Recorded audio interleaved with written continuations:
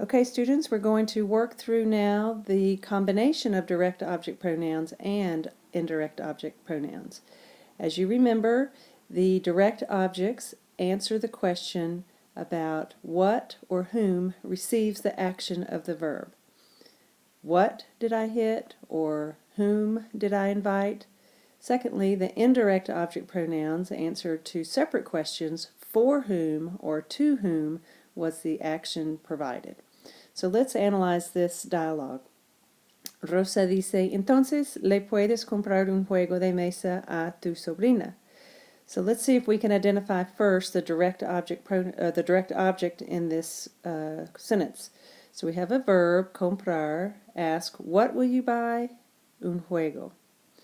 And then we ask ourselves, for whom will you buy that juego? A tu sobrina. And here is its corresponding indirect object pronoun. Remember, you have to have both. Let's write a DO on top of our direct object just so we can keep that straight. And we know that that's going to, when we replace it with a pronoun, it's going to be lo. Let's go to the second sentence here. Santiago says, sí, se lo voy a comprar. Here's your verb, voy a comprar. What is she going to buy? Lo, which refers to the juego. For whom am I going to buy it? This se is now the new lay. Why do they change from lay to se? Let's check it out. Let's start with a review. We know, because we practiced this many times, we have the direct object pronouns, say in your mind, me, te, lo, la, nos, los, las. We have the indirect object pronouns, say in your mind, me, te, le, nos, les. Okay? When we have both of them together in the same sentence, there is one simple rule. I call it the ID rule. And that means when you have both the direct and the indirect in the sentence, you always put them in the order of the indirect first and then the direct. So you will forever be wondering, which goes first, the indirect or the direct? Always remember ID. So for instance, ¿Quién te lo dio? We know that lo is your direct object pronoun and le is your indirect object pronoun. This is a pretty cool sentence. Who gave it to you? ¿Quién te lo dio? Paulina me lo dio. So again, the order does not change. We still have lo for your direct object pronoun, and we have me for your indirect object pronoun. Paulina me lo dio. Paulina gave what? It. To whom? To me. Another word about placement. I've already told you that the order is always ID. The order is always indirect object pronoun first, followed by the direct object pronoun. Now, where do they go in the sentence? It's no change from what we've been doing up until now. They can always go before the verb. Still in that same order, nos lo. La profesora nos lo va a explicar. So you see they're before the verb or the verb phrase, and they're in the order of ID. To be fancy, as always, you can attach it to the end of an infinitive, explicarnoslo, or you can add it to the end of a present participle. Gerardo me las está mostrando. So here's your indirect and then your direct. Or attach it to the end of the present participle. Gerardo está mostrándome las. That's going to be fun to say those long words. Now to the really fun part. When you are using only the third person indirect object pronoun, which would be either the lay or the lace, together with the direct object pronoun side by side, get this, the lay changes to say, the lace also changes to say, and then you would say lo, la, or los. So say lo, say la, say los, or say lo, say la, say los. The same if it's third person singular or third person plural. Let's check this out in this sentence. Le prestas tu ropa a tu amiga. What do you loan, la ropa? What would be the direct object pronoun for what you're lending? Ropa, so that's going to change to a la. And then when you answer it, yes, I lend it to her. It is your direct object pronoun. There it is. Her originally would have been lay, right? But they changed it to a say. Now somebody told me a long time ago a little phrase to remember this is that they don't lay low in Mexico. So lay and low never go together. You would always change that to say low. It's the same thing as if it were lay la or lace low, lace la, etc. All of these, if they're side by side in a sentence, have to change to say. Say la, say lo, say las. Pretend that wasn't las. Okay, let's look at the next example. Su niñera les dio un videojuego. Okay, I see the indirect object there. What was my direct object? What did she give us? The videojuego. So that's, we know that's going to change to lo in the answer back because we don't want to be repetitive. Their babysitter gave them a video game? Yes, she gave it being the videojuego, so lo.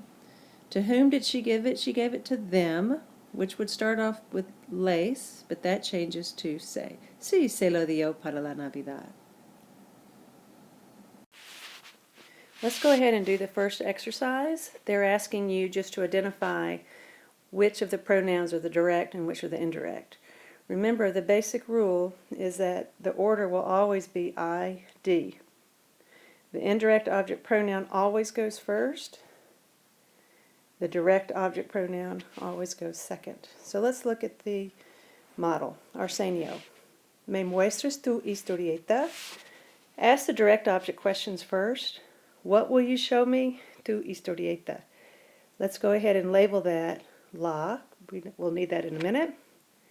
And then ask the indirect object questions. To whom will you show la historieta? To me.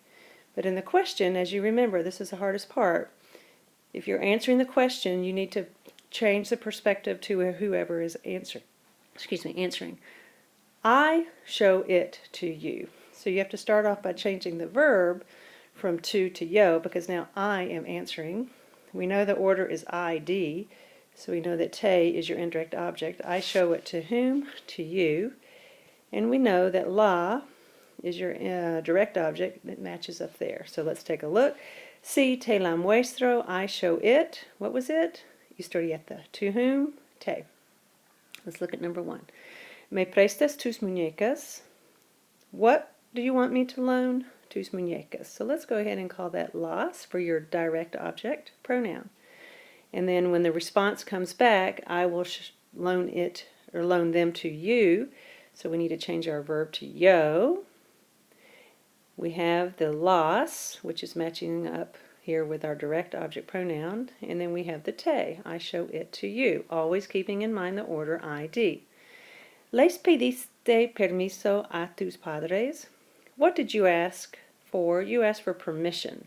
That was your direct object. So let's hold the place there with a lo.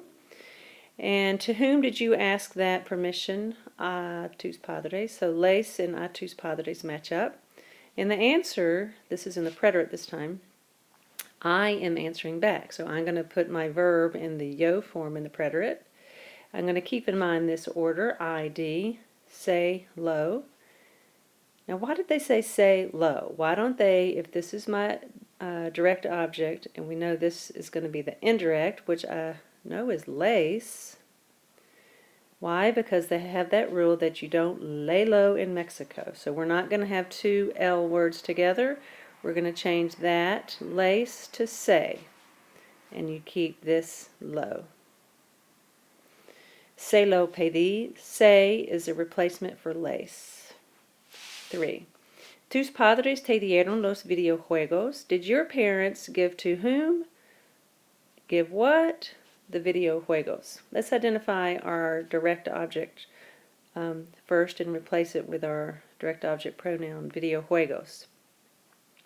In the answer, it's not yo answering back. We're talking about padres. Yes, my parents. So dieron. Me los dieron. Me refers to me, they gave them to me. That is your indirect object. I know that because the indirect always goes first. Los is videojuegos. Sí, me los dieron. There's no change to the say in that one because it was me los. It's only the two L's together that have to change to a say. Finally, Maestra, ¿nos vas a contar la historia de Pinocho? Are you going to tell whom? Nos what? La historia. So let's go ahead and change that to la. We know that's going to be la. And look, there it is. Nos, are you going to tell us? Yes, I'm going to tell whom? Y'all. So this would have been lace for y'all, but because we have this no LL together, that now has changed to say. All right, guys, good luck, and we will practice more in class.